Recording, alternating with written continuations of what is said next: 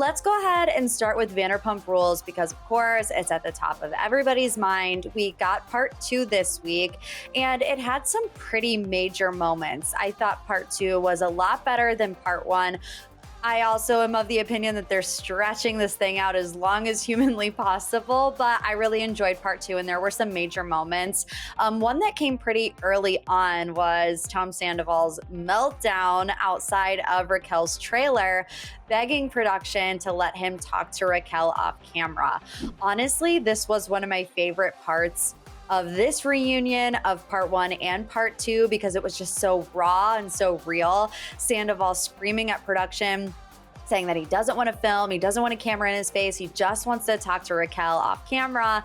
The producer saying, look, dude, if you want to go have lunch by yourself, you will not be filmed. But anytime 2 castmates are with each other on set, they're going to be filmed. It's like, why do you want special treatment? Well, I think we know why he wanted special treatment. It's pretty clear to me that Tom wanted to talk to Raquel off camera so they could once again compare stories to make sure that everything lined up. We've heard that a lot throughout this reunion from Ariana and others. They have to make sure that they have their story straight. Schwartz really messed it up on part 1 when he said that he found out in August, and Sandoval looked at him like, that's not what we discussed. So I don't know if maybe also Tom just wanted to reiterate to Raquel, what they were supposed to say when she came on set. But that moment was, I've watched it like a million times. I love it. We also are hearing a lot about this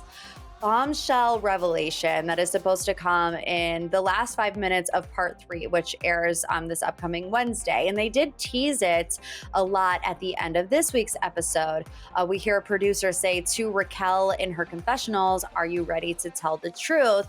There have been tons of fan theories about what this bombshell could be. It has been debunked that it's a Raquel pregnancy announcement. It's been debunked that the show is moving to Vegas. Some people thought it was that Lisa Vanderpump knew long before she said. Lisa came out on Twitter and said that that was not true. So what could this possibly be? And also they're making it seem like, I know I'm just kind of recapping the theories, but a lot of people thought that this bombshell came in the one-on-one sit-down with Raquel and Andy. But Andy has also done interviews saying, I really don't know what everybody is talking about. So it looks like it's going to come from that confessional. And I have a couple of different theories. One theory was that some of the originals were coming back, Jax, Brittany, Kristen, but that doesn't seem to fall under this umbrella. I thought that before I saw this kind of teaser for it. I still think that they could come back, but it's not going to be this big revelation. Another theory that I had is that this affair has been going on a lot longer than just August until now. And I first thought about that theory when in part 1 of the reunion, they added or it might have actually been in the finale, they added a deleted scene from 2018 or 2019, a conversation between James Kennedy and Tom Sandoval, and it was about Raquel's potential infidelity. I always kind of looked up to him in a sense, especially with my trust issues with Raquel. You gotta know and have enough respect for your girl to know that she's not doing anything. Come on, dude, she would not betray you, man. I'm not gonna betray you either. Like, what the dude? Which I found odd because we never on the show really heard anything about James thinking that Raquel was being unfaithful. It was always the other way around. It was always, what is James doing? Why are these pictures coming out with James and this girl? And she has a bag of his clothes, all the things. But we never heard anything about Raquel potentially cheating. And then we see Sandoval say, she wouldn't betray you and I wouldn't either. I just found it odd that they would include that, especially because in the context of what was going on at that time, James was talking about how him and Sandoval were close. He considered him like a brother. So to pick that specific scene out of all of the film that they have of the two of them together kind of raised a red flag for me. So I'm thinking that maybe Raquel in this confessional will admit that it's been going on a lot longer than we think. But to be determined on that. Like I said, we'll get that next week. And during part 2, Brandy Glanville entered the chat on Twitter about the reunion. She tweeted on Wednesday night, and I have to edit it because there's a lot of cuss words that I don't think I necessarily want to say on YouTube, but the effing hypocrisy is effing insane. I never thought I would be friends with half of the females that messed with my husband while I was married and pregnant. Now, of course, we know that Sheena infamously had an affair with Brandy's then husband, Eddie Cibrian, in 2007 while Brandy was expecting their second child.